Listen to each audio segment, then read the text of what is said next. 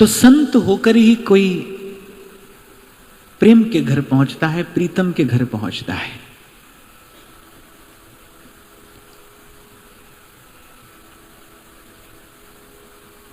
आज मैं विचार कर रहा था कि अभी अभी हम कुछ दिन पहले ही चर्चा करते हुए आए गीता के 5वें अध्याय की, कर्म संन्यास योग। योग से पहले संन्यास है, माने जो सन्यासी है उसी का उससे योग मिलन संभव है। और सन्यासी भगवान ने बहुत स्पष्ट बता दिया। अब उसके अतिरिक्त किसी और परिभाषा की आवश्यकता नहीं है। भगवान ने कहा सन्यासी कौन, यो न द्वेष्टि न कांक्षति, जिसके मन में न राग है और न द्वेष है, न स्वर्ग का लोभ है न नरक का भय है। अर्थात जो द्वंद्वातीत हो गया है, जो द्वंद्व से मुक्त हो गया है, वो सन्यासी। कहने का तात्पर्य यह है कि प्रभु के मिलन से पूर्व हमारी चेतना का इस धरातल पर पहुंचना आवश्यक है। प्रभु से मिलने योग्य ये जीव यहीं आकर होता है। तभी कहा कि तब पहुंचे कोई संत, सब ते ऊंचो प्रेम घर। आपने कभी देखा हो बच्चे खेलते हैं, एक गेम होती है उसको पजल कहते हैं, उसके अलग अलग टुकड़े होते हैं, पीसीज होते हैं, उसको जोड़ना होता है एक टुकड़े से दूसरा टुकड़ा, वो एकदम बीच में फिट होना चाहिए। ऐसे ही वहां जुड़ जाने के लिए, वहां युक्त होने के लिए, योग के लिए कौन सी स्थिति आवश्यक है? संत हो जाए कोई। और संत का अर्थ जो समत्व को उपलब्ध हो गया। अब प्रश्न ये उठता है कि क्या कहने सुनने से या किसी साधन से भी इस समत्व को उपलब्ध होना संभव है? श्रीमद् भागवत एकादश स्कंद, यही बात भगवान ने उद्धव जी से कही। और श्रीमद् भागवत के एकादश स्कंद का अगर कोई सार कहे, जैसे गीता जी का सार क्या है? शरणागति। अगर कोई पूछे भगवत गीता का सार क्या है, तो सर्वधर्मान परित्यज्य माम एकम शरणम व्रज, ये गीता का सार है। प्रत्येक ग्रंथ का कोई सार स्वरूप सिद्धांत होता है ना। तो श्रीमद् भागवत का सार क्या है? कृष्णस्तु भगवान स्वयं। और भगवान की भक्ति से ही जीव का निस्तार संभव है। श्रीमद् भागवत का सिद्धांत है, भागवत धर्म है कि अकामः सर्व कामो वा मोक्ष काम उदारधीः तीव्रेण भक्ति योगेन भजेत पुरुषम परम। तो गीता का जो सार है वो शरणागति है। ऐसे जो एकादश स्कंद है ना, जैसे उद्धव गीता भी कहते हैं, उसका सार क्या है? उसका सार है समत्व को उपलब्ध हो जाना। वासुदेव सर्वमिति स महात्मा सुदुर्लभः। तो किसी ने प्रश्न किया है कि क्या समत्व को केवल कह सुनकर या कोई साधन करके प्राप्त किया जा सकता है? उसकी विधि है भाई, उसकी विधि है कि पहले सबको प्रभु का माने। राग द्वेष से ऐसे मैं कहकर मुक्त नहीं हो जाऊंगा और आप सुनकर नहीं हो जाएंगे। उसके लिए एक प्रक्रिया है, उसके लिए एक विधि है, उसके लिए एक मार्ग है। कल जैसे विराम के क्षणों में मैंने आपको कहा था कि अपने जीवन में इन छोटी छोटी बातों का व्यवहार में अभ्यास करना पड़ता है। हर दिन व्यवहार में ऐसी स्थिति आती है जब हम किसी से भेद कर बैठते हैं। जब तक मन में राग द्वेष है, जब तक कोई अधिक प्रिय है और कोई कम प्रिय है या कोई अप्रिय है, तब तक व्यवहार में, जब तक बुद्धि में भेद बना है तब तक व्यवहार में भी भेद बना रहेगा। जब तक बुद्धि में भेद है तब तक व्यवहार में भी भेद बना रहेगा। तो इससे मुक्त होने का उपाय क्या है? मैं फिर एक बार ये बात दोहरा रहा हूं कि प्रभु से कौन मिलेगा? संत मिलेगा।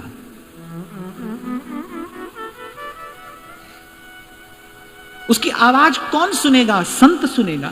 मुरलिया आवाज रही पर कोई सुने रे संत सुजान। संत सुनेगा, संत होना है। मैं आपको स्मरण हो तो मैं कई बार आपसे कहता हूं, भारत भूमि पर जो जन्मा है वो संत होने के लिए जन्मा है। यहां संत जन्म भी लेते हैं और यहां जन्म लेकर संत हुआ भी जाता है। यहां तो संत होने के लिए जन्म मिला है, संत हो जाने के लिए। तो प्रभु से संत मिलेगा। किससे योग होगा उसका? सन्यासी का योग होगा। सन्यासी जो द्वंद्व से मुक्त है वो सन्यासी। होता क्या है ना, सन्यासी कहते ही हमारी दृष्टि में एक चित्र आता है कि एक विशेष प्रकार के वस्त्र पहने हुए कोई है, गले में माला है, माथे पर तिलक है और इस प्रकार ना। पर भगवान कह रहे कौन है सन्यासी? जो द्वंद्वातीत है, इसका कोई अपना पराया नहीं है, जो सबको हमारा ही मानता है। वासुदेव सर्वमिति स महात्मा, वो महात्मा। और इस लक्ष्य को प्राप्त करने की विधि क्या है कि पहले अपने व्यवहार से, अपनी बुद्धि से, अपने विचार से हमको वो भेद मिटाना होगा। अब आप कहोगे कि महाराज दुकान पर जो आदमी काम करता है उसके साथ कैसा ऐसा व्यवहार करें, घर में जो सेवक सहयोगी काम कर रहे हैं उनके साथ ऐसा व्यवहार करेंगे तो सब माथे पर बैठ जाएंगे। आप व्यवहार की दृष्टि से देखोगे तो सब बात ठीक है, पर आपको स्मरण हो तो कभी मैंने आपको यहीं से कहा था, देखो भाई या तो धन बचा लो या धर्म बचा लो, या तो अपना धन बचा लो। आपको लगता है कि धन प्रिय है, धन से कल्याण हो सकता है, धन आपका लक्ष्य है, फिर धन बचाइए। लेकिन यदि लक्ष्य धर्म है तो फिर धर्म बचाइए। अरे कोई भी युग हो, कोई भी काल हो, धर्म की रक्षा के लिए तो बड़े बड़े चक्रवर्ती सम्राट अपने साम्राज्य वैभव को और तिलांजलि देकर चलते देखे ही गए हैं धर्म की रक्षा के लिए। और भगवान तो एक बात कहते हैं, भाई जो जही पत राख है धर्म की तही राख है करतार। भगवान ने कहा भाई मैं किसके साथ हूं? जो धर्म के साथ है मैं उसके साथ हूं। धर्मो रक्षति रक्षितः। एक बात मैं आपसे कह दूं भाई, किसी भी भूल भ्रम में रहना नहीं। आप में हम सब इसी भूल भ्रम में हैं, पर किसी भूल भ्रम में रहना नहीं। अकूत संपत्ति हो, कहा जीत लियो राज सिंधु आर पार को, लेकिन भीतर का कष्ट, भीतर की पीड़ा, ये जो जीव के साथ संताप लगा है, सारे संसार की संपत्ति हो, पद हो, चक्रवर्ती सम्राट का वैभव हो, ये सब मिलकर भी एक क्षण का आत्म सुख जीव को नहीं दे सकते, नहीं दे सकते। सुख का मूल धर्म है। धर्म की छांव में बैठकर सुखानुभूति संभव है। यतो धर्मस ततो जयः। जहां धर्म है वहां जीवन की जय है। क्योंकि ये प्रश्न सबके मन में आ सकता है कि आप ऐसी बात कह रहे हैं, अब इससे तो व्यवहार बिगड़ जाएगा, व्यवहार बिगड़ जाएगा, हो सकता है बिगड़ जाए, पर परमार्थ तो सुधरेगा। और मैंने तो सदा कहा, मैं कोई बीच की बात आपसे कभी कहूंगा ही नहीं, आपका मन रखने के लिए कुछ नहीं कहूंगा। दो ही रास्ते हैं भाई, भगवान ने भी दो ही मार्ग बताए, और भगवान ने तो कह ही दिया है गीता जी में, यत्तदग्रे विषमिव परिणामे अमृतोपमा। कल हम गा ही रहे थे, सब संत यही बात कह रहे हैं, सब सयाने यही अनुभव तो बांट रहे हैं। चा बहुत है महल पिया का, हमसे चढ़ा न जाए, सखी मैं हरि से मिलूं कैसे जाए। अगर इतना ही सरल होता तो कबीर क्यों कहते, हंस हंस कंत ना पाया, जिन पाया तिन रो, हासी खेले पिब मिले, कौन दुहागण हो। ऐसे हंस खेल के ही मिल जाता, अरे हासी खेले पिब मिले, फिर कौन दुहागण होए। तो ये एक मार्ग है धर्म का, एक मार्ग है ये स्वार्थ का, ये संसार के छोटे छोटे सुखों का, जो सब मिलकर भी एक क्षण का सुख नहीं दे सकते, वास्तविक सुख नहीं दे सकते। मैं क्षमा करना, मैं देखता आया हूं, अब भी देखता हूं कि ये जो सत्संग है ना, ये जो कथन श्रवण है, ये हमारे जीवन में बड़े सीमित समय के लिए एक प्रक्रिया की भांति होकर रह जाता है, एक क्रिया की भांति होकर रह जाता है। मैंने तो ऐसा भी देखा है कि जो लोग भगवत सेवा करते हैं, सेवा करते करते उनको ऐसा अभ्यास हो जाता है कि फिर कुछ समय के बाद वो ऐसे मशीन की तरह सेवा करते हैं। बस सब ठाकुर जी को स्नान भी करा दिया, श्रृंगार भी करा दिया, बात भी करते रहे, और सब काम भी संभाल रहे हैं, और सब काम करते करते, बात करते करते, चर्चा करते करते सब श्रृंगार भी करा दिया, भोग भी लगा दिया, सब हो गया, सेवा हो गई। ऐसा लगता है जैसे मशीन की तरह बस आपने सब काम कर दिया।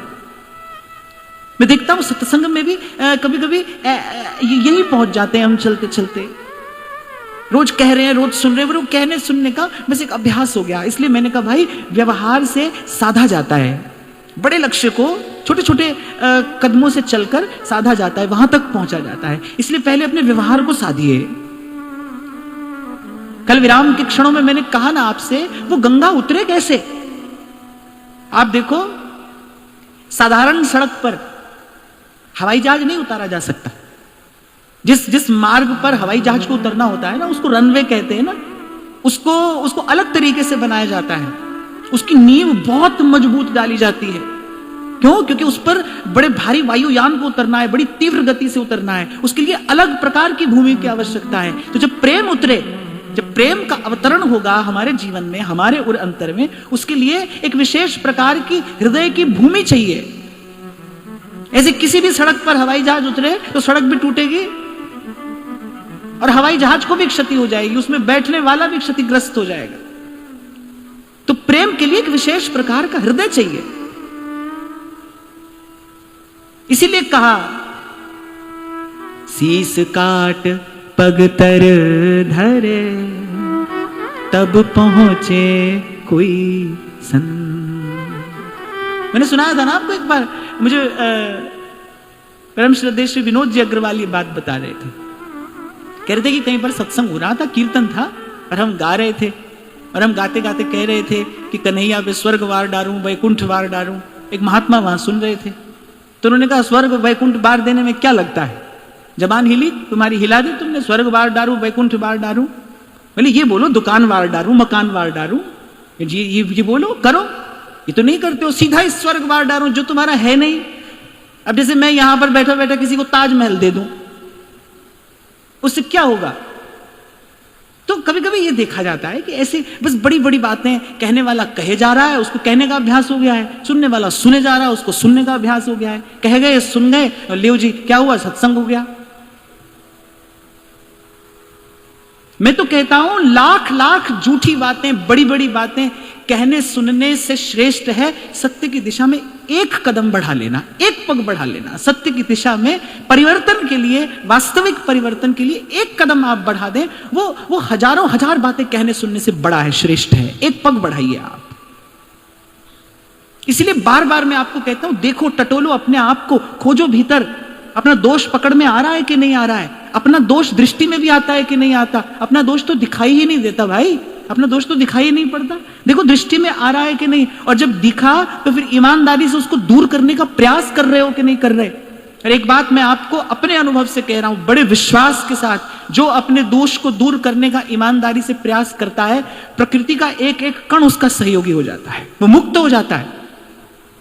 दोष मुक्ति की प्रक्रिया तो दोष की स्वीकृति के साथ ही आरंभ हो जाती है। जैसे आप स्वीकार करते हैं ना अपने दोष को, बस उस दोष से मुक्त होने की प्रक्रिया वहीं से आरंभ हो जाती है, यदि ईमानदारी से आपने स्वीकार किया है तो। कैसे कैसे उतरेगी वो प्रेम की धारा? उसके लिए एक हृदय चाहिए भाई। आपको एक बात बताऊं, जब किसी माता के गर्भ से कोई भक्त जन्म लेता है ना, कोई ज्ञानी, कोई भक्त जब किसी जननी के गर्भ से जन्म लेता है, उसके पूर्व की कुल परंपरा में जाने कितने जनों का कितना तप होता है, तब कोई एक भक्त इस संसार में आता है, तब कोई एक संत उतरता है। कितने कष्ट सहे होते हैं। अरे दूर क्यों जाते हो, श्री कृष्ण को आना है, श्री कृष्ण को आना है इस संसार में। एक बार उस पीड़ा की कल्पना करके देखो, कर नहीं पाओगे।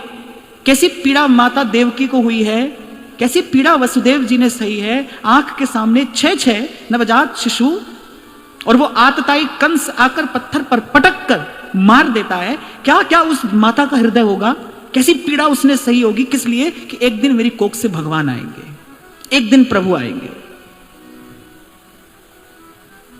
इसीलिए संत कह रहे हैं, हंस हंस कंत ना पाया,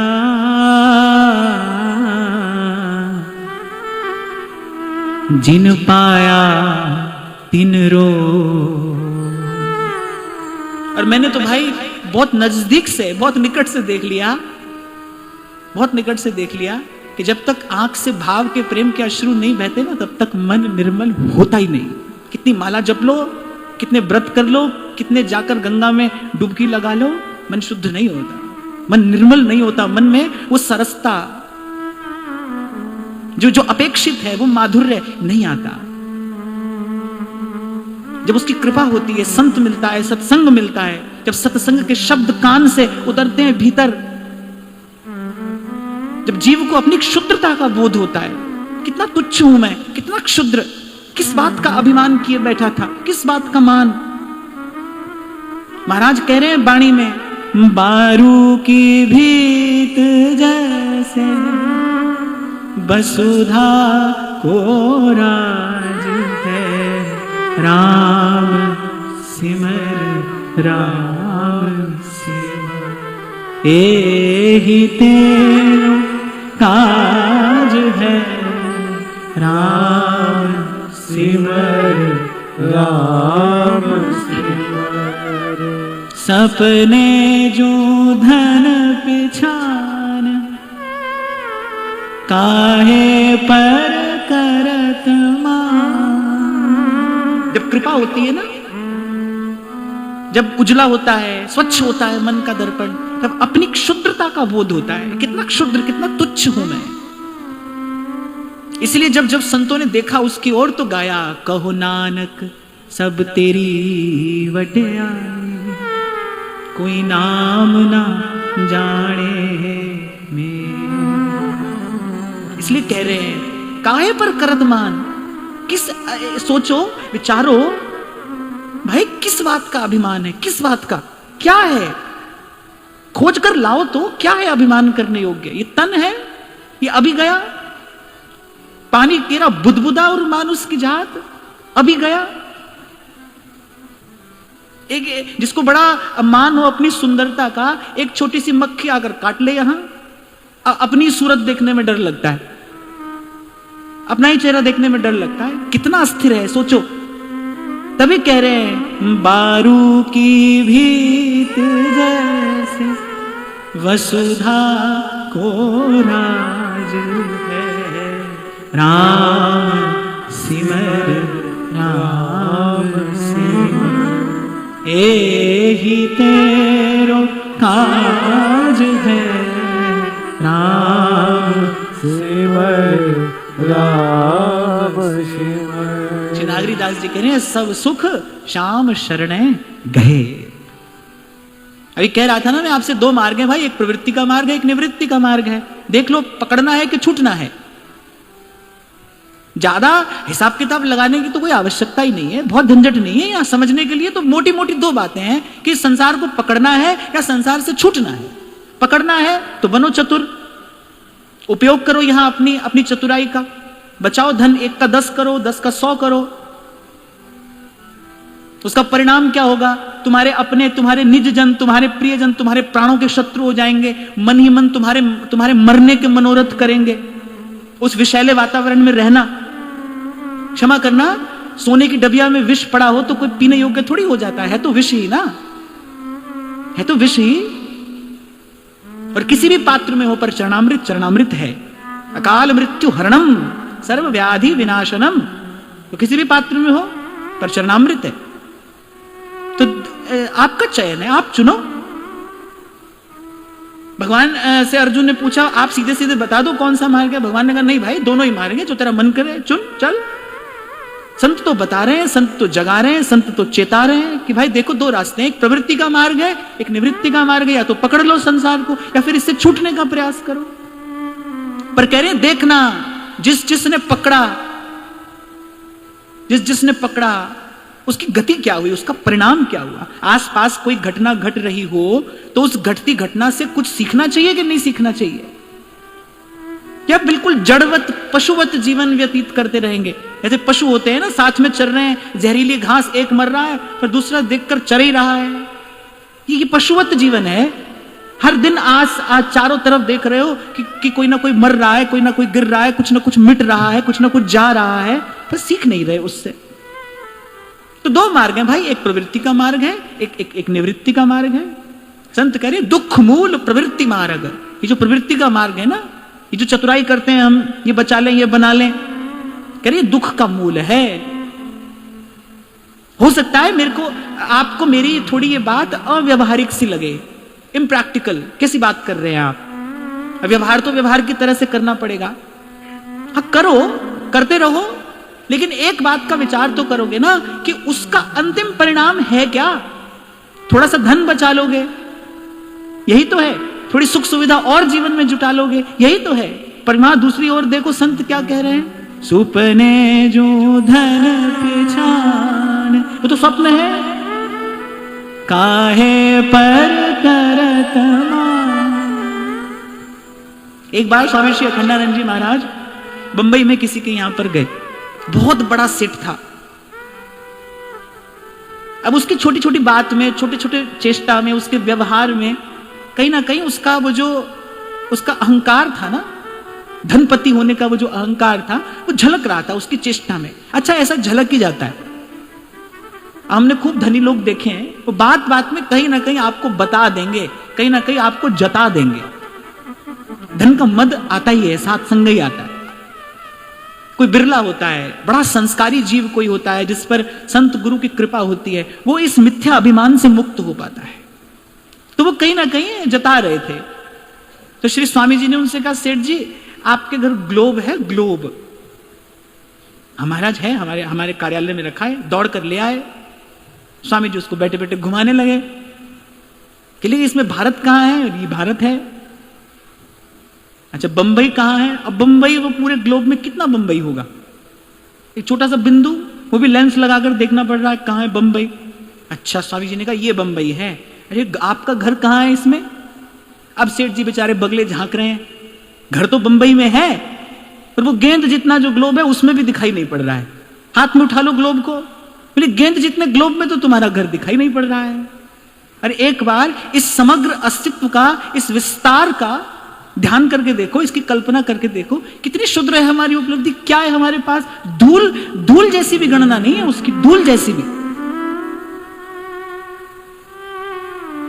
इसलिए भाई सार वस्तु को ग्रहण करिए। यहां थोड़ा भी असत है, बहुत भी असत है, यहां कम भी झूठ है, अधिक भी झूठ है, झूठे ही झूठ है। सत हरि भजन जगत सब सपना, सतनाम सतनाम सतनाम सतनाम। फिर कैसे देखे इस संसार को, कैसे राग द्वेष से मुक्त हो जाए? तो संतों ने युक्ति दी है। पवन गुरु पाणी पिता, माता तरत महत, दिवस रात दोए दाई दाया, खेले सगल जगत। ऐसे इस सारे संसार को प्रभु की लीला मान के, प्रभु का खेल समझ के, जैसे जादूगर जादू का खेल दिखाता है ना मनोरंजन के लिए, ऐसे इस संसार को प्रभु का खेल समझ के सत्य वस्तु का, सत्य वस्तु का, वास्तविक वस्तु का, उसी का ग्रहण करना है, उसी का भजन करना है, उसी का सेवन करना है। सतनाम, उसका नाम सत्य है। बस जिसको इतनी बात समझ में आ गई, उसको इसके बाद किसी से कुछ नहीं पूछना है भाई। उसको फिर कुछ नहीं पूछना है, कोई प्रश्न नहीं है उसके जीवन में। इसको इतनी बात समझ में आ गई, इसने गुरु चरणों में दृढ़ निष्ठा करके बस इतनी बात पकड़ ली, सतनाम, उसका नाम सत्य है। संत भी कह रहे हैं, कहने वाला कहता है तुम्हारा नाम सुना है, निशा नहीं मालूम, तू कहां है, कैसा है ये तो नहीं देखा, पर तेरा नाम सुन लिया है। गुरु की कृपा से नाम सुन लिया। नाम है हमारे हाथ में। सेवक जी महाराज भी कह रहे हैं, ललितादिक श्यामा और श्याम, श्री हरिवंश प्रेम रस धाम, नाम प्रगट जग जानिए। नाम प्रगट है, उसको पकड़ना है। हाँ, पर उससे पहले निश्चय कर लेना भाई, निश्चय कर लेना, क्योंकि यह जो एक मन बहुत ठौर कर कहूं कौने सच उपायो। आपको भजन में आनंद नहीं आ रहा है ना, माने एक ही कारण है भाई, एक ही कारण है। दो रास्ते पे पैर होगा, दो घोड़े की सवारी कर रहे हो आप, तभी ठिकाने पहुंच नहीं रहे। संसार की चिंता भी है, संसार का आकर्षण भी है। अब आप कहो कि महाराज हमारे हाथ में थोड़ी है छूट जाए, हाथ में छोड़ना नहीं है, पर छोड़ने की इच्छा हमारे हाथ में है। छोड़ने की इच्छा तो हो, और छोड़ने की इच्छा हुई तो छूटेगा।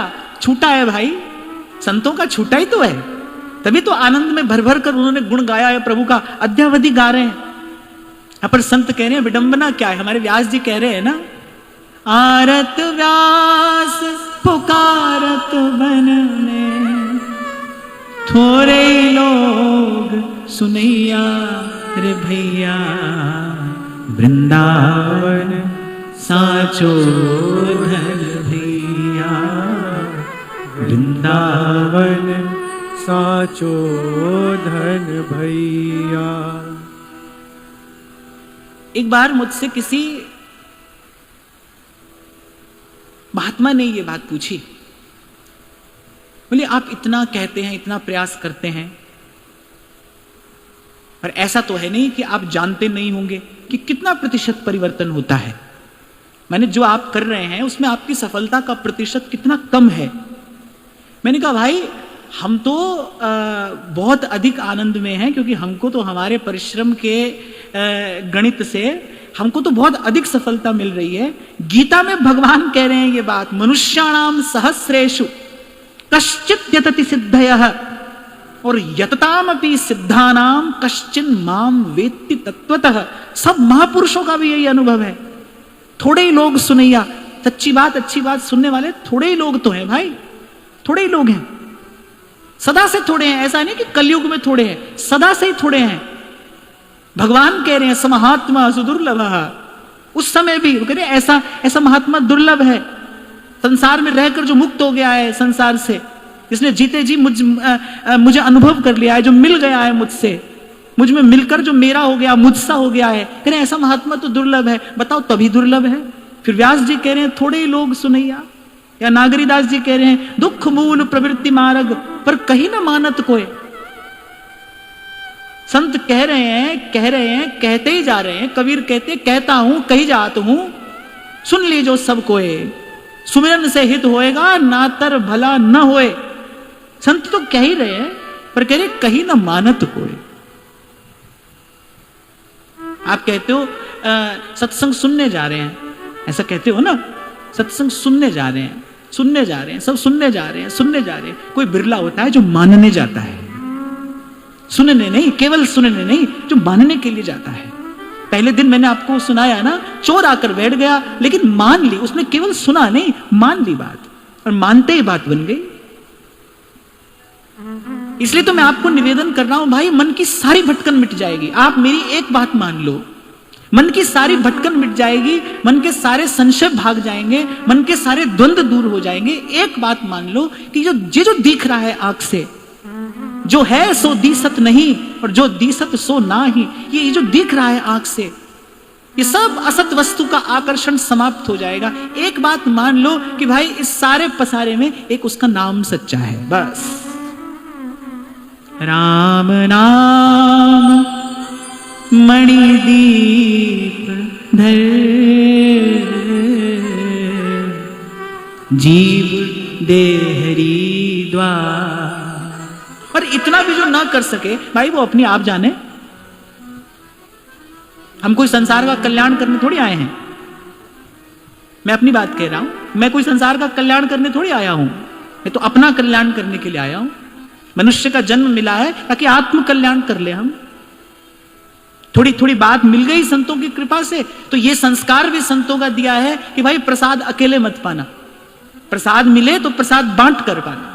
तो और कुछ नहीं कर रहे, हमको गुरुजनों की संतों की कृपा से प्रसाद मिला, आपके साथ प्रसाद बांट कर पा रहे, पर अपना ही कल्याण करना है। इतनी बात समझ में आ गई।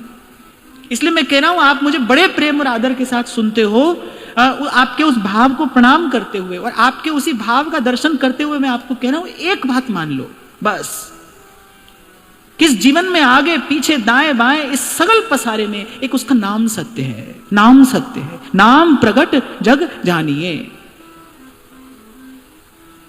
नाम की शरण में रहिए, नाम के आश्रय में रहिए। सोई सुखी जाके नाम आधार, इसको नाम का आधार है। नाम को साधारण मत समझिए। नाम ही सारी आध्यात्मिक विद्या का मूल है, स्रोत है।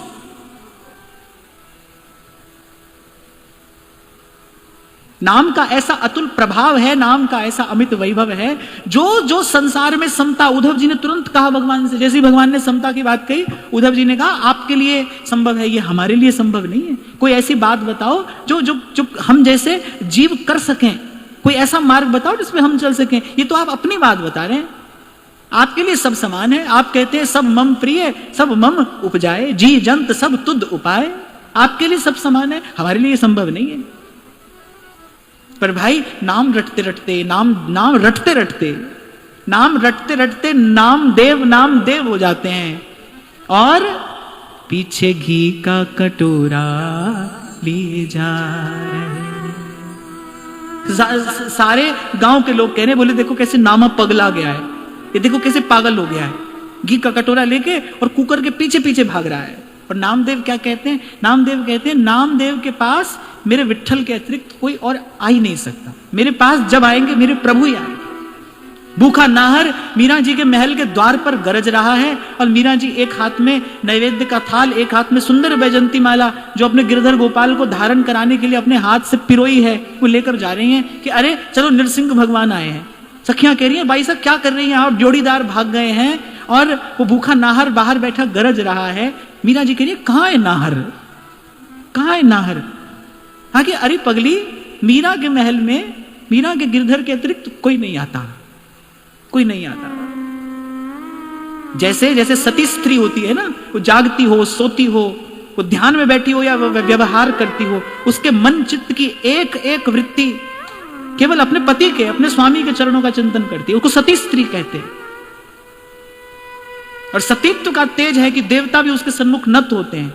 ऐसे जो जिसकी भक्ति अव्यभिचारिणी है, जिसकी भक्ति अनन्या है, सुधन्या है, वो कहता है मेरे मेरे मेरे जीवन में, मेरे तन में, मेरे मन में मेरे प्रभु, मेरे स्वामी के अतिरिक्त कोई नहीं आ सकता, कोई नहीं आ सकता।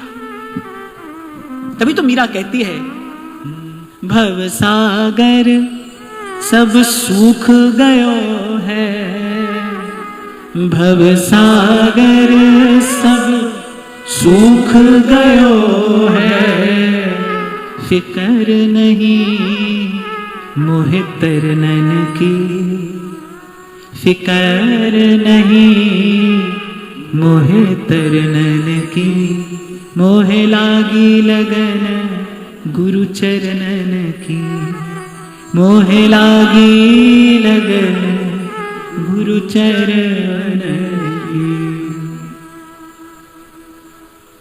तो संत कह रहे हैं भाई दुख मूल प्रवृत्ति मार्ग पर कहीं न मानत कोय। संत कहते हैं पर हम मानते नहीं।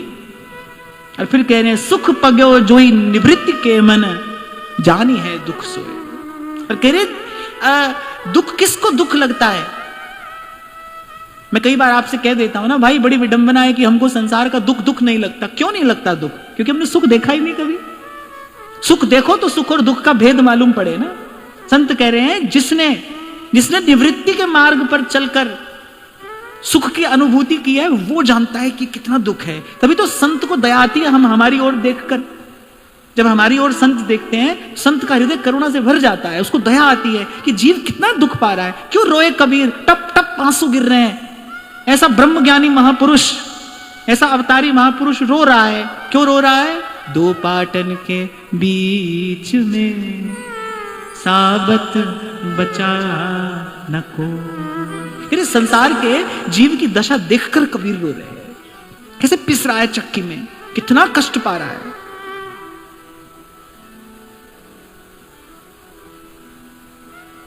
तो भाई उस भजनानंद का, उस परम सुख का कोई कण, उसकी कोई झलक मिलेगी तब पता चलेगा कितना दुख है यहां, तब छूटेगा ये।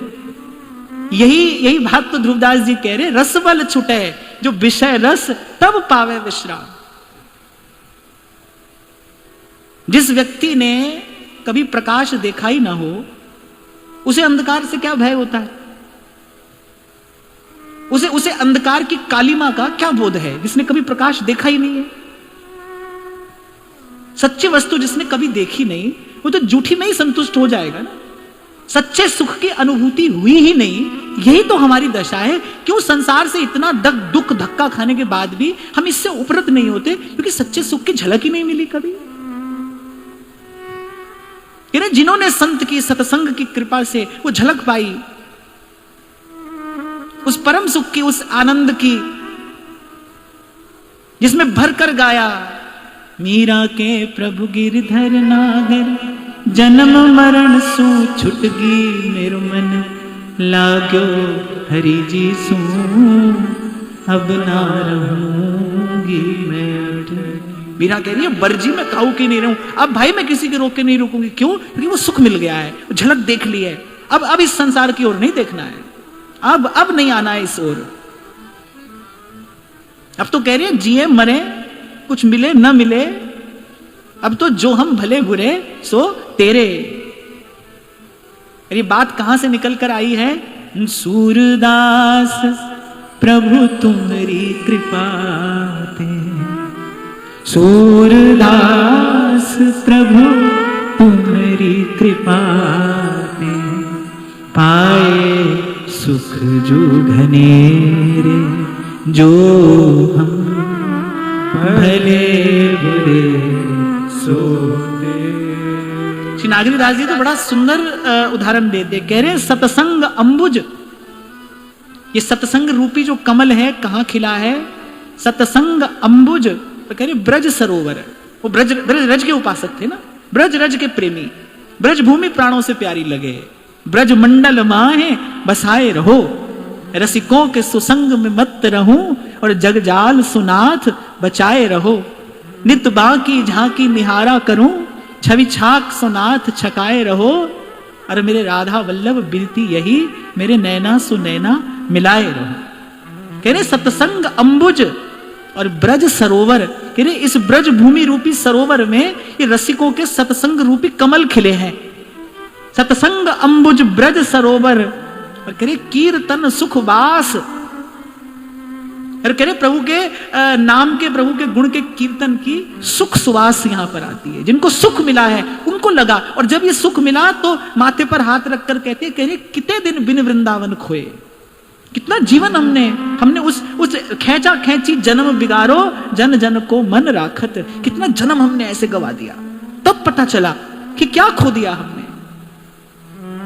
अभी कुछ दिन पहले की बात है, बहुत समय बाद ऐसे कोई मुझसे मिला, तो उसने मुझसे कहा कि अरे अब आपको क्या चिंता है, आपको किस बात की चिंता है, आपका कल्याण तो हो ही गया। मैंने कहा भाई हमको कल्याण मल्याण की कोई चिंता नहीं है, हमारा लक्ष्य तो ये है कि सांस सांस सिमरे गोविंद। मरने के बाद हम कहां जाएंगे, हमको इसकी ना तो कोई चिंता है न तो कोई परवाह है। लक्ष्य ये है कि हमारा जीवन सुंदर बीते, हमारा जीवन प्रभु के भजन में, प्रभु की सेवा में जाए, ये लक्ष्य है। सांस सांस सिमरे गोविंद।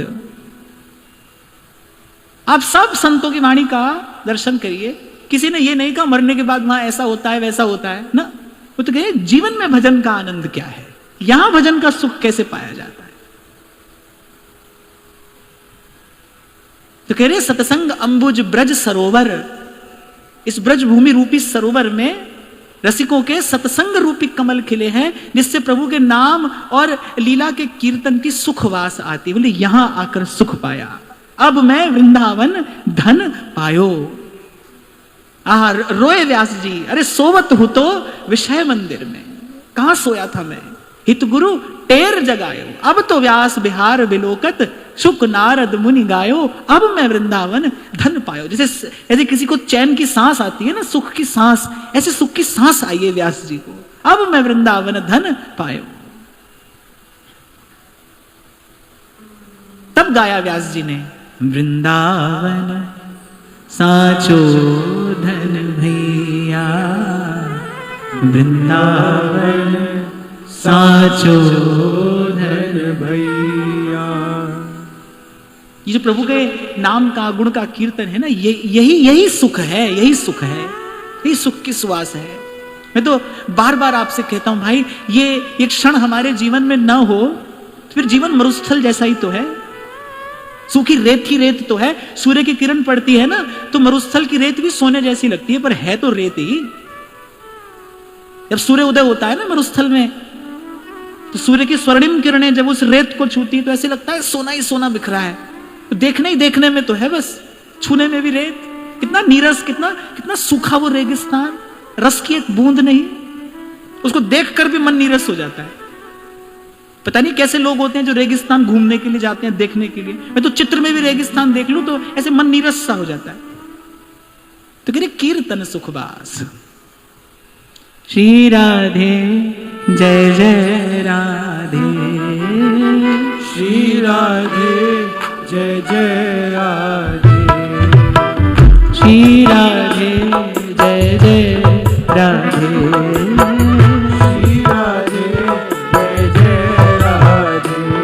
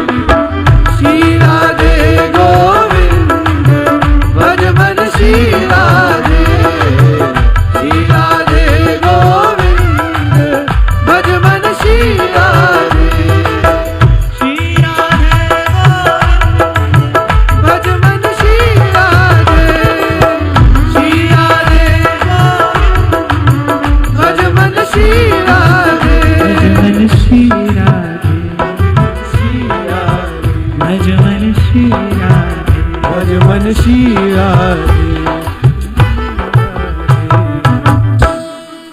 सतसंग अम्बुज ब्रज सरोवर कीर्तन सुखवास। बड़े प्यारे शब्द हैं, गाइए। सतसंग अम्बुज ब्रज सरोवर कीर्तन सुखवास। कीजिए हरि बेग तिनको भंवर नागरिदास। कीजिए हरि बेग तिनको भंवर नागरिदास। भंवर नागरिदास। और नागरिदास जी प्रभु से क्या प्रार्थना कर रहे हैं कि ये जो ब्रज रूपी सरोवर में ये जो रसिक जन रूपी कमल खिले हैं ना, इनका भंवर कर दीजिए, मुझे इन्हीं का भंवरा बना दीजिए। आपने अगर कभी देखा हो अपनी आंख से भंवरे को फूल पर मंडराता हो, बड़ा सुंदर दृश्य होता है। ऐसे थोड़ा दूर जाता है, फिर पास आता है, फिर दूर जाता है, फिर पास आता है। लेकिन उस पुष्प का जो सानिध्य है वो छोड़ता नहीं, कभी दूर नहीं जाता, वो उसके निकट बना ही रहता है। कभी कभी बैठ जाता है पुष्प पर, कभी कभी थोड़ा घूम लेता है, फिर आ जाता है, फिर घूम लेता है, ऐसे भंवर मंडराता है पुष्प पर। तो कह रहे ऐसा उदाहरण दिया है श्री नागरिदास जी ने। कह रहे इन कमल पुष्पों का मुझे भंवरा कर दीजिए कि मन भंवर हो जाए। मन भंवरा थारे चरण कमल सो। मन भंवरा थारे चरण कमल सो। आलिपटायो जी नाथ हरि शरणी आयो जी। नाथ हरि शरणी आयो जी। और कहते बांस बड़ा कठोर होता है, वैसे भी कठोर होता है, स्वभाव से भी बड़ा कठोर होता है कि चंदन के वृक्ष के निकट जितने वृक्ष होते हैं वो समय पाकर चंदन हो जाते, पर बांस बांस ही रहता है। स्वभाव का भी कठोर है वो, और वैसे भी कठोर है। अब कठोर कह लो या मजबूत कह लो, पर भंवरा उसमें छेद कर देता है। मैंने वो भी देखा है, भंवरे को बांस में छेद करते भी देखा है। और वही भंवरा जब फूल के पास जाता है, जब पुष्प पर मंडराता है, और कभी यदि सूर्यास्त हो जाए और वो जो भ्रमर है कमल उसे अपने कोश में छिपा ले, बंद कर ले, तो वो भंवरा जो अभी कुछ देर पहले बांस में छेद कर रहा था, वो उस कमल पुष्प को कुछ नहीं कहता। ये क्या है? ये उसकी प्रीति है, कमल पुष्प पर प्रीति है। और जब मैंने ये दृश्य अपनी आंख से देखा, मैंने कहा इस साधारण भंवरे की, इस साधारण कमल पुष्प से ऐसी प्रीति है, और फिर हमें तो जो कमल मिले हैं वो तो दिव्य हैं, वो तो दिव्य हैं। हमें तो श्री चरण कमल मिले हैं। श्रीमत् पराग परमाद्भुत वैभवाया। महाप्रभु कहते हैं श्रीमत् पराग परमाद्भुत वैभवाया, जिनसे झरने वाले मकरंद पराग का बड़ा अद्भुत वैभव है। धन धन लाडली के चरण, परम कोमल सुखद शीतल कमल कैसे बरन। कणित नूपुर कुंज बिहरत परम कौतुक करण। चंद्र नख पर वार डारों कोटि शोभा धरन। नंद सुत मन मोदकारी बिरह सागर तरन। और दास परमानंद छिन छिन श्याम जिनकी शरण। धन धन राधिका के चरण, धन धन लाडली के चरण। हमारे मन रूपी भंवरे के लिए तो हमारे श्री महाप्रभु जी ने कैसे दिव्य चरण कमल दिए हैं। कैसी प्रीति हो हमारे मन की इन चरण कमलों में, कि मन लिपटा रहे। मन भंवरा थारे चरण कमल सो आ लिपटायो जी। कभी देखना बड़ा सुंदर दृश्य होता है वो, जब भंवरा मंडराता है फूल के पास। ऐसा लगता है जैसे भंवरे के लिए सारा अस्तित्व समाप्त हो गया है, या ऐसा कह लो कि भंवरे के लिए सारा अस्तित्व उस पुष्प में सिमट गया है। अब उसके लिए जो है बस वो कमल का फूल है, उसी की ओर देखता हुआ, उसी के चारों ओर मंडरा रहा है। महाप्रभु जी ने ऐसी ही दशा, ऐसी ही स्थिति का वर्णन तो किया है। उच्छिष्टामृत भुक्तवैव, आपका ही प्रसाद पाऊं, उच्छिष्टामृत भुक्तवैव, आपका ही प्रसाद पाऊं, आपका ही गुण गाऊं, आपका ही दर्शन करूं। विचरन कुंजास्तवैव आलयान, गायन दिव्य गुणस्तवैव, रसदे पश्यम तवैव आकृतिम। श्री राधे तनुवांग मनोभिर्मलैहि, सोहम तवैव आश्रितः। ऐसे मन भंवरा हो जाए, आप ही को देखूं, आप ही को सुनूं, आप ही को गाऊं, आप ही को ध्याऊं। राधा नाम सुधा रसम रसयितुम दिव्यास्तु मे विह्वला, पादौ तत्पदकांकितासु चरताम वृंदाटवी वीथिषु। तत्कर्मैव करः करोतु हृदयं, तस्याः पदं ध्यायता, तद्भावोत्सवतः परं भवतु मे तत्प्राणनाथे रतिः। मुझे सुधा निधि का यही श्लोक स्मरण में आता है जब कभी ऐसे देखता हूं भंवरे को फूल के पास। जैसे ऐसे लगता है जैसे सारा अस्तित्व सिमट गया है, उसी फूल में सिमट गया है, अब फूल के अतिरिक्त कुछ और है ही नहीं। जब भक्ति प्रगाढ़ होती है, अर्थात जब एकाग्र होती है वृत्ति, तब ऐसे ही भक्त के लिए भी सारा अस्तित्व उसके भगवान में सिमट आता है। फिर उसे कुछ नहीं दिखता, कुछ नहीं सूझता, फिर वो कुछ नहीं सोचता, कुछ नहीं विचारता। माई मैं तो गिरिधर के घर जाऊं, माई मैं तो गिरिधर के घर जाऊं। देखो, ऐसे तो ज्ञान ध्यान आदि अनेक अनेक विधियां बताई हैं मन को एकाग्र करने की, पर मेरा ऐसा मानना है कि जैसे प्रेम एकाग्र करता है ना मन को, ऐसे कोई और विधि, कोई और मार्ग नहीं कर सकता। जैसे प्रेम एकाग्र कर देता है, सब ओर से समेट लेता है, खींच लेता है। देवदास जी कहते हैं ना, रहन देत नहीं और रस, यह प्रेम की टेक। तो उसको प्रेम का स्वभाव ही, गुण धर्म है उसका, वो कुछ और रहने ही नहीं देगा। बाबा फरीद कहते हैं, आखे गुलाम फरीदा उत्थे कुछ नहीं बचदा, जिथे इश्क ने ला लिया डेरा, वहां वो कुछ और नहीं रहने देता। जही तन बन गरजत रहे अद्भुत के हरि प्रेम।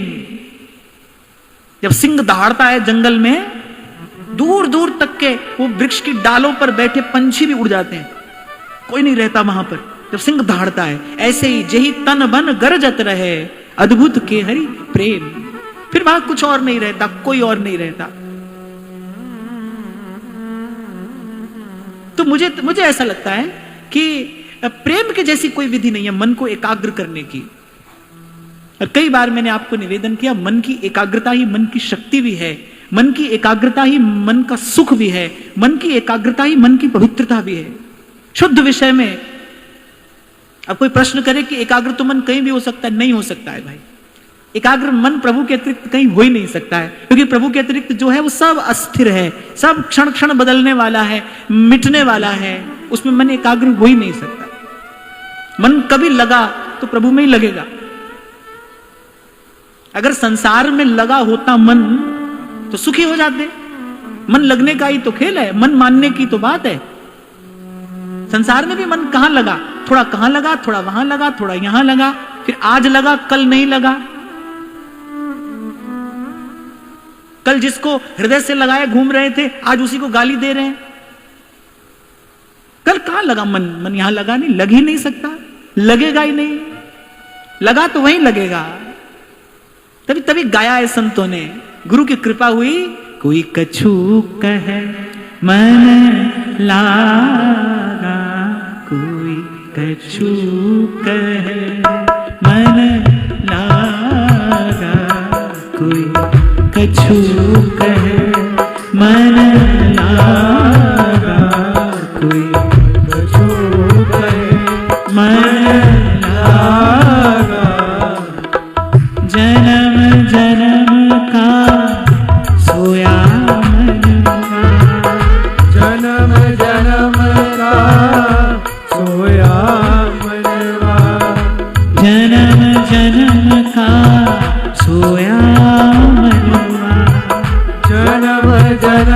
का सोया मनवा।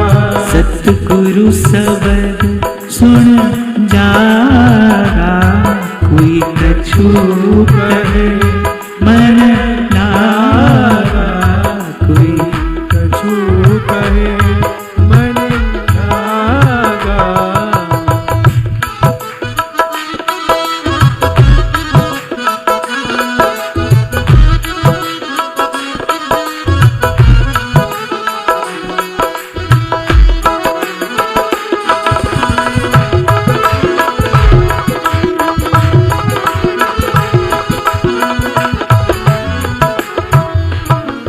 ऐसी प्रीत लगी मोहन सो, ऐसी प्रीत लगी मोहन सो। ऐसी प्रीत लगी मोहन सो, ऐसी प्रीत लगी मोहन सो। जूं सोने में सुहागा, कोई कछु कहे मन लागा, कोई कछु कहे मन लागा।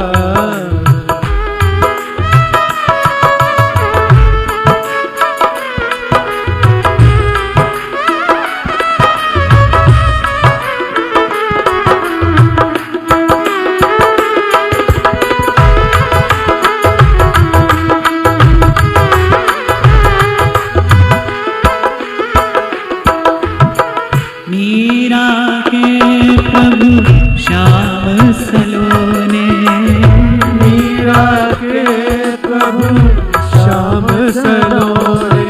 मीरा के प्रभु श्याम सलोने, मीरा के प्रभु श्याम सलोने।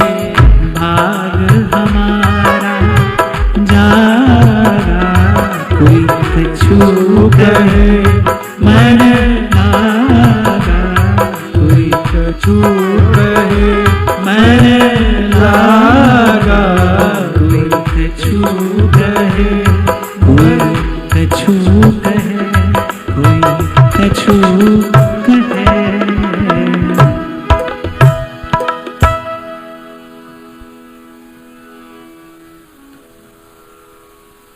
तो जब लगा यही लगेगा।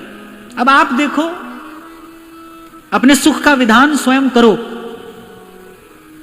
ये अधिकार दिया है प्रभु ने आपको, करो अपने सुख का विधान कि आपको कब सुखी होना है। प्रश्न ये नहीं है कैसे सुखी होना है। सुखी होने की तो एक ही विधि है, एक ही रास्ता है, दूसरा है ही नहीं। जो हुआ है यहीं से हुआ है, जो सुखी हुआ है वो इसी मार्ग पर चलकर हुआ है। तो प्रश्न ये नहीं है सुखी कैसे होना है, प्रश्न ये कि कब होना है। आज होना है, कुछ बरस बाद, या किसी और जन्म में जाकर होना है। यही रास्ता है। प्रेम न बाड़ी उपजै, प्रेम न हाट बिका, राजा प्रजा जो रुचै, शीस धरे ले जा। इसलिए मैंने कहा यह प्रश्न तो है ही नहीं भाई, कौन होगा कैसे होगा, जो होगा ऐसे ही होगा। राजा प्रजा जे रुचै, शीस धरे ले जाए। जैसे बोलचाल की भाषा में हम कह देते हैं ना, अरे सेठ होगा तो अपने घर पे होगा, साहूकार होगा तो अपने घर पे होगा। ऐसे ही संतों ने कहा है भाई जो हो इसी जूठे घर में हो, यहां जाना है तो राजा प्रजा जय रुचै, शीस धरे ले जाए। अरे महाराज जी 8-10 दिन पहले की बात है, शंभू जी को कोई व्यक्ति फोन कर रहे थे बड़ी दिन से कि महाराज जी से मिलना है, महाराज जी से मिलना है। कहीं के कैबिनेट मिनिस्टर है, वो नाम लेना अच्छी बात नहीं है। बार बार उन्होंने फोन किया। तो शंभू जी ने मुझसे पूछा क्या किया जाए। मैंने कहा लाओ हमारी बात कराओ। 10 सेकंड मैंने उनसे बात की फोन पर, और वो 10 सेकंड की बात में उन्होंने 3 बार मुझे बता दिया कि मैं कैबिनेट मिनिस्टर हूं। आए भी इस मार्ग पर कोई आए, भाई हमारे पास जो वस्तु है वो लेने के लिए कोई आए, तो फिर आने का भी एक मार्ग है ना। आने की भी एक विधि है, आने का भी एक मार्ग है। कोई साधक हो, उसके मन में कोई जिज्ञासा हो, मैं उस जिज्ञासा का समाधान कर सकता हूं तो स्वागत है। फिर मेरे मन में सोचा, जब ये घटना घटी, मैं घटना नहीं बता रहा हूं आपको, इसके बाद जो हुआ वो बता रहा हूं। फिर ये मेरे मन में सोचा, अरे मेरे जैसे व्यक्ति ने कहा भाई मुझे तुझसे क्यों मिलना है, तू अगर बड़ा आदमी बन के आता है तो मुझे तुझसे क्यों मिलना है। मेरे जैसा व्यक्ति नहीं मिलना चाह रहा है, वो क्यों मिलेगा। जो सबसे बड़ा है, जो बड़े से बड़ा है, जिसके जैसा कोई बड़ा नहीं है, वो क्यों मिलेगा। एह दरबार दीन को आदर रीति सदा चलिया। तभी तो जब सुदामा खड़े थे ना द्वार पर, तो द्वारपालों से कहा कि आप विश्वास करना मैं उनका मित्र हूं। आप ये ना सोचिएगा कि मैं उनका मित्र कैसे हो सकता हूं। तो द्वारपाल हंसने लगे, बोले नहीं, हमें कोई आश्चर्य नहीं है, क्योंकि इनके सारे मित्र ऐसे ही हैं। आप ही नहीं, इनके सारे मित्र ऐसे ही हैं। ऐसे ही मित्र इनसे मिलने आते हैं, और ऐसे ही मित्रों के लिए द्वारपाल कह रहे हैं, ऐसे ही मित्रों के लिए हमें द्वार खोलने का आदेश है, बस ऐसे ही मित्रों के लिए, और किसी के लिए नहीं। ऐसा हो कि कोई आए तो द्वार खुला है। यही दरबार दीन को आदर, चाखा चाहे प्रेम रस, प्रेम चखना है, राखा चाहे मान। तो यहां कह रहे हैं भाई सबके लिए एक नियम है, एक नियम कि प्रेम न बाड़ी उपजाए, ना तो भाई खेत खलिहान में उगता है, ना बाजार में बिकता है। आप सोचो भाई बड़े जमींदार हैं, अपना उगा लेंगे, ये तो अपनी फसल है, अपनी पैदा कर लेंगे। या सोचो बड़े धनी हैं, खरीद लाएंगे बाजार से। ना तो बाड़ी उपजाए और ना हाट बिकाए। राजा प्रजा जही रुचे, शीस धरे ले जाए, बोले अपना अभिमान छोड़े और ले जाए। रास मंडल का द्वार है, सखियां द्वार पर ठाड़ी हैं। भूत भावन भगवान शंकर दौड़े आए जब वेणु की ध्वनि सुनी। वो तो रसिक है ना, वो तो रसिक हैं। दौड़े आए, अब द्वार पर रोक लिया सखियों ने, आप नहीं जा सकते। महादेव ने सोचा कि शायद इन्होंने हमें पहचाना नहीं, शायद इन्होंने हमें पहचाना नहीं। तो महादेव ने कहा अरे हम महादेव हैं। बोले तभी तो नहीं जा सकते, तभी नहीं जा सकते। ब्रह्मा जी को लौटा दिया। गोलोक बिहारी के महल के द्वार पर खड़ी सखी ने ब्रह्मा जी को लौटा दिया। बोले नहीं, ब्रह्मा नहीं जा सकते भीतर, ब्रह्मा शंकर का प्रवेश नहीं है। ब्रह्मेश्वरादि सुदुरूह पदारविंद, उनका प्रवेश नहीं है। गोप्यैक भावाश्रया, एक ही रास्ता है, एक ही रास्ता है। तीय के तन को भाव धरी, सेवा हित सिंगार, जुगल महल की टहल को तब पावे अधिकार। स्पष्ट सिद्धांत लिखा ध्रुवदास जी ने, कोटि भांति, करोड़ों आचार विचार करके कह रहे कोटि भांति। कोई अपरस रहे, कोई सप्रस रहे, कोई इनको कोई लेना देना नहीं है। इनको तो एक प्रीत की सच्चाई से काम है। जब ग्वाल बालों के संग भोजन कर रहे हैं कन्हैया, कैसा वर्णन भगवान वेदव्यास करते हैं। अब देखो वैसे तो खाने का नियम यह है कि एक ही हाथ से खाना चाहिए, एक हाथ आपका शुद्ध रहना चाहिए। अगर आपको किसी को परोसना है, आपके साथ कोई पा रहा है, आपको परोसना है, तो कायदा यही है कि एक हाथ से भोजन किया जाता है, एक हाथ को शुद्ध रखा जाता है। अब ठाकुर जी कैसे भोजन कर रहे हैं, इस हाथ में भी कुछ है, इस हाथ में भी कुछ है, और हाथ तो छोड़ो उंगली के बीच बीच में भी कुछ है। कभी ऐसे खा रहे हैं, कभी ऐसे खा रहे हैं, कभी ऐसे खा रहे हैं। यही देखकर तो ब्रह्मा जी को लगा, बोली कैसा भगवान है। जैसे आपके शब्दों में गए, बोले बेसिक एटिकेट्स भी नहीं है, कैसे खाया जाता है, ये कैसा भगवान है। पर सेवक जी कह रहे हैं आचारी निज कहत खिस्यात। कैसा भी हो भाई, यहां तो एक बात है, इनको एक प्रीत की सच्चाई से काम है। सीधे सरल शब्दों में कहे भाई आप इनको चाहते हो कि नहीं चाहते, और आप केवल इन्हीं को चाहते हो कि नहीं चाहते। ऐसा नहीं है कि दीनहीन होगा, दरिद्र होगा वही आएगा। बोले राजा भी आ सकता है, राजा प्रजा जय रुचे, पर शीस धरे ले जाए। यदि अपने किसी गुण का अभिमान है, रूप का, धन का, यौवन का, विद्या का, बल का, बुद्धि का कोई मद है, वे उसके लिए रास्ता नहीं है, उसके लिए नहीं है। और थोड़ी देर पहले मैं आपसे कह रहा था भाई, कहना सुनना तो ठीक है, कहना सुनना तो ठीक है, हो रहा है, अच्छी बात है, पर ये जो बात है ना, ये बात जीवन में आती नहीं, दिखती नहीं, आ नहीं पाती, ये बात जीवन में दिखाई नहीं देती। छोटी सी उपलब्धि व्यक्ति करता है और चिपक जाता है उससे, छोड़ता नहीं उसको। छोटी सी उपलब्धि, तुच्छ सी, मैंने कहा ना, क्षुद्र क्षुद्र। किसी ने एक बार प्रश्न किया कि आप कहते हैं कि भजनीय तत्व तो भगवान का माधुर्य है, एक भगवान का जस है, एक रस है, तो जो रस है वो ध्येय है, जो जस है वो ज्ञेय है। ज्ञेय माने जानने योग्य, ध्येय माने ध्यान करने योग्य। तो किसी ने पूछा कि यदि भजन भगवान के माधुर्य का ही करना है, फिर ये ऐश्वर्य की बात क्यों है? शास्त्रों में, श्रीमद् भागवत में भी पंचम स्कंद में जिस भूगोल का वर्णन किया गया है, वो भूगोल वस्तुतः क्या है? वो विराट पुरुष के उस विराट अस्तित्व का परिचायक है, सूचक है। तो किसी ने मुझसे पूछा, अगर माधुर्य का ही भजन करना है, फिर ये ऐश्वर्य की बात क्यों कही गई है? ऐश्वर्य की बात कही गई है ताकि जीव को अपनी क्षुद्रता का बोध हो कि इस महान, इस विराट अस्तित्व के सामने मैं कितना क्षुद्र हूं, कितने तुच्छ हैं हम। क्या है हमारी उपलब्धि? क्या है? कुछ भी नहीं भाई, कुछ भी नहीं। इसीलिए सेवक जी महाराज एक बड़ी महत्वपूर्ण बात कहते, कह रहे मान मान अपमान सम। मैं ऐसा तो नहीं कह रहा कि मुझे ऐसी स्थिति प्राप्त हो गई है, लेकिन थोड़ा सा अनुभव जरूर कभी कभी होता है कि किस भाव दशा में सेवक जी कह रहे हैं मान मान अपमान सम।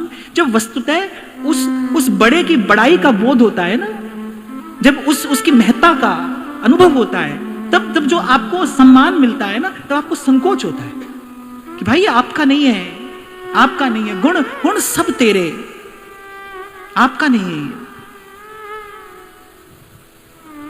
मैंने आपको एक उदाहरण दिया था, सितार बजाने वाला सितार बजाता है, सुनने वाला कहता है सितार बज रहा है, सितार बज रहा है, पर भाई सितार में संगीत नहीं है।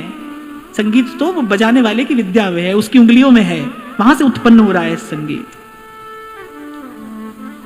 यहां किसी के भी माध्यम से अगर कुछ शुभ, मंगल, पवित्र, प्रसारित, संचारित हो रहा है, तो ध्यान रखना बजाने वाला, उस वीणा का बजैया कोई और है, वो बजा रहा है, वो बजा रहा है। इसीलिए सेवक जी कह रहे हैं भाई मान मान अपमान सम।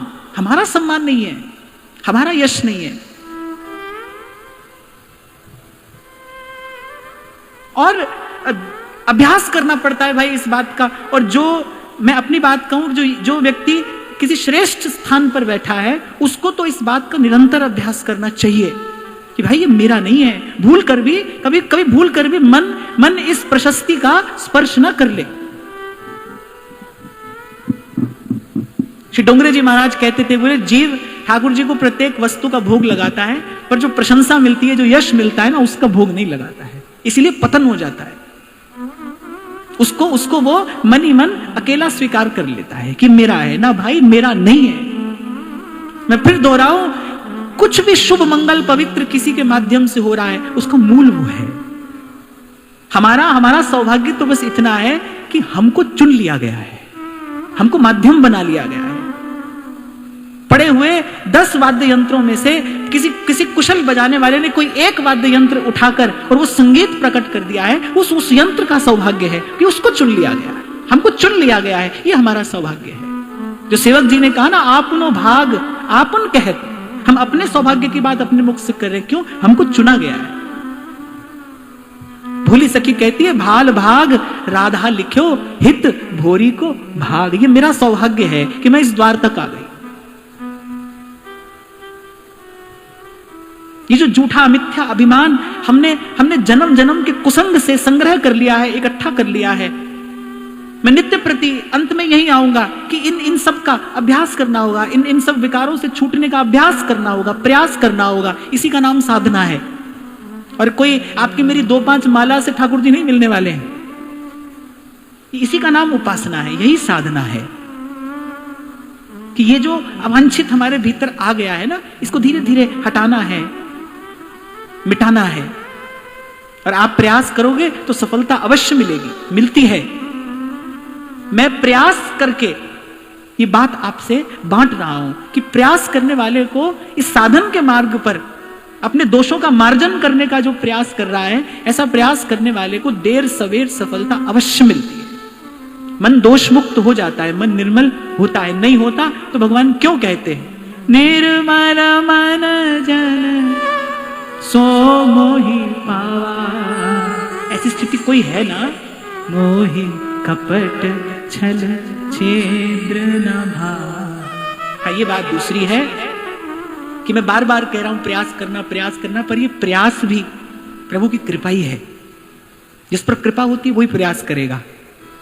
प्रयास को भी अपना नहीं समझना, प्रयास भी अपना नहीं है, प्रयास भी उसी की कृपा से हो रहा है, और जो प्रयास हो रहा है वही उसकी कृपा है। कभी कभी इसको समझने में भूल हो जाती है कि भाई अब साधन से कुछ मिलता ही नहीं है, फिर साधन क्यों करना है? अरे साधन भी तो उसी की कृपा है। जो आज साधन में लगा है उसी की कृपा से ही तो लगा है, उसी की इच्छा से तो लगा है। वो शायद साकेतवासी श्री स्वामी राजेश्वरानंद जी महाराज जी गाते थे,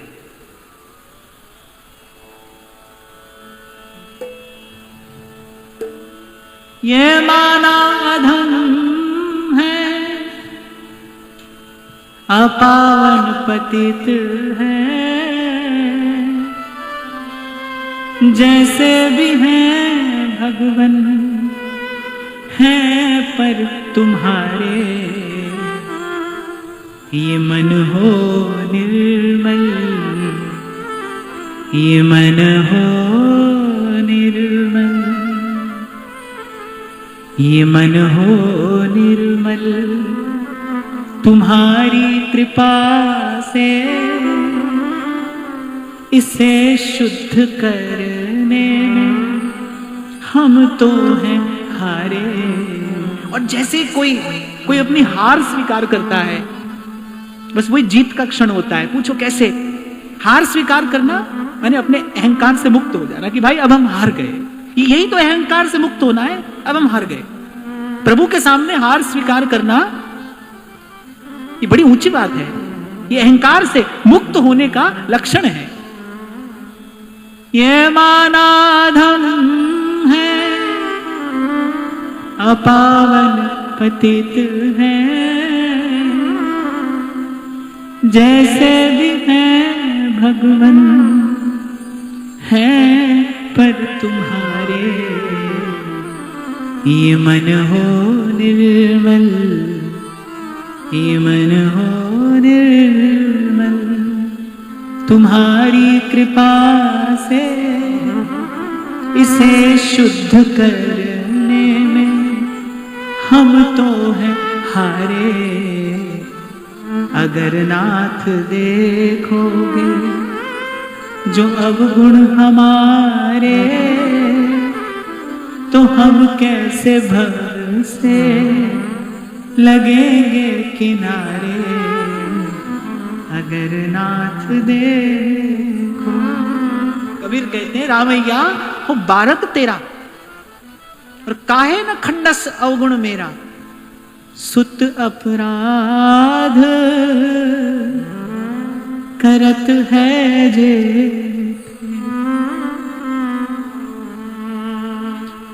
जननी चीत न राखसते रामैया हो बारक तेरा। जो इस विधि जाकर हार जाता है ना प्रभु के सम्मुख, यही उसकी जीत है। बस उसी क्षण वो सदा सदा के लिए जीत जाता है। ये जीवन की बाजी जीत जाता है। महाराज बाणी में कह रहे हैं नानक जिता बिखाड़ा जीव। तो इतना अवश्य मैं आपको विराम के क्षणों में निवेदन करूंगा कि भाई ऊंची नीची राह रपटनी और पांव नहीं ठहराए। राह ऊंची नीची है, रपटनी है, पांव बार बार फिसलता है, और ऊंचा बहुत है महल पिया का, हमसे चढ़ो न जाए। ये सब बातें कहकर भी अंत में कहती हैं एक एक भरोसा है मुझे, कहते सतगुरु दियो बिरला। सतगुरु ने वो जो नाम का दीपक मेरे हाथ में रख दिया है, यानी उससे मेरी यात्रा सुगम हो गई है, उससे ये कठिन मार्ग अब सरल जान पड़ता है। इसलिए अपनी बात को समेटते हुए, जहां कुछ क्षण पूर्व हम चर्चा कर रहे थे कि भाई एक बात मान लीजिए, बस एक बात, आप चाहो तो मैं आपको कागज पर लिख कर दे सकता हूं। जब कोई मान न रहा हो तो फिर यही कहा जाता है ना, भाई हमसे लिखवा लो, तो हम आपको कागज पर लिख कर दे सकते हैं। आप एक बात मान लीजिए, अभ्यास करिए इस बात का, मान लीजिए कि सत हरि भजन जगत सब सपना, ये जो पसारा है, एक बार इसको केवल बाजीगर का खेल समझकर एक निश्चय दृढ़ कर लीजिए, सतनाम सतनाम। असत्य देखने में कितना भी आकर्षक, कितना भी सुंदर क्यों ना दिखाई पड़ता हो भाई, पर उसका परिणाम दुखदाई है, परिणाम में दुख है। एक सिरा पकड़ लीजिए अपने हाथ से, फिर छोड़िए मत,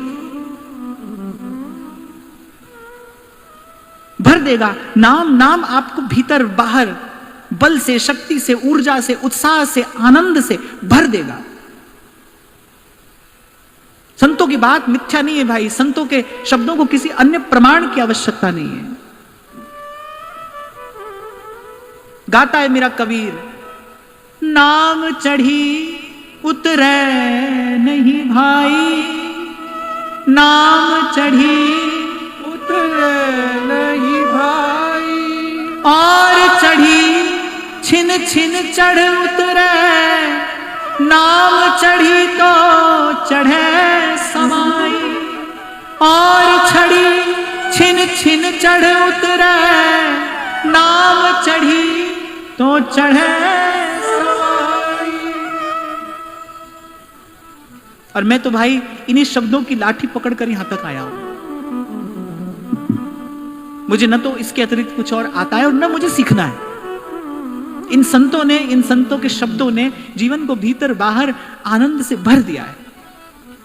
मैं ऐसा तो नहीं कहता कि मैं कोई जीवन मुक्त हो गया हूं, हाँ, पर इन संतों की कृपा से, सत्संग की कृपा से मैं स्वयं को मुक्त होते देख रहा हूं। मैं इतना अवश्य कह सकता हूं कि मैं स्वयं को मुक्त होते देख रहा हूं। इसलिए मैंने थोड़ी देर पहले भी कहा, मैं बड़ी विनम्रता पूर्वक आपको ये बात कह रहा हूं। मैं कभी यहां पर उपदेशक बनकर नहीं बैठता हूं, मुझे आपको उपदेश नहीं करना है। मैंने कहा ना, प्रसाद है, मिला है तो भाई बांट कर पाना है, प्रसाद बांट रहे हैं। प्रभु जानते हैं, वो अंतर्यामी है, मैं क्या कहूं। मैं केवल एक यही भाव यहां लेकर आता हूं कि इन संतों ने मेरी झोली में कि कृपा का, आनंद का जो प्रसाद दिया है ना, बस वो प्रसाद मुझे आपके साथ बांटना है। था कभी, हो सकता है कुछ समय पहले हमारे मन में भी कोई ऐसा संकल्प रहा हो कि भाई हाँ, हम लोग का कल्याण करेंगे, हम सुधार देंगे किसी को, पर वृंदावन की रज ने सब धो मांझ दिया। इस धाम की रज ने बड़ा अद्भुत कौतुक दिखाया हमको, धाम का प्रभाव प्रताप हमने देखा, और धाम की रज ने वो जो सब अवांछित था ना, वो सब धो मांझ दिया। समझ में आ गई भाई, करता किया सो हुआ और सुमेरु अचल चला। बंदे अख्तियार भला, तू तो अपने जीवन में संयम रख, तू तो अपने जीवन में नियंत्रण रख। करने वाला कर रहा है, और कियो गोपाल ही को होए, उसी के किए हो रहा है, किसी के किए नहीं हो रहा है भाई। सूरदास तो डंके की चोट पर ये बात कह रहे हैं, जो अपनो पुरुषार्थ माने, बोले सोई झूठो है, सोई वो झूठा है, कियो गोपाल ही को हुए। और बस इसी ने हमको मुक्त कर दिया।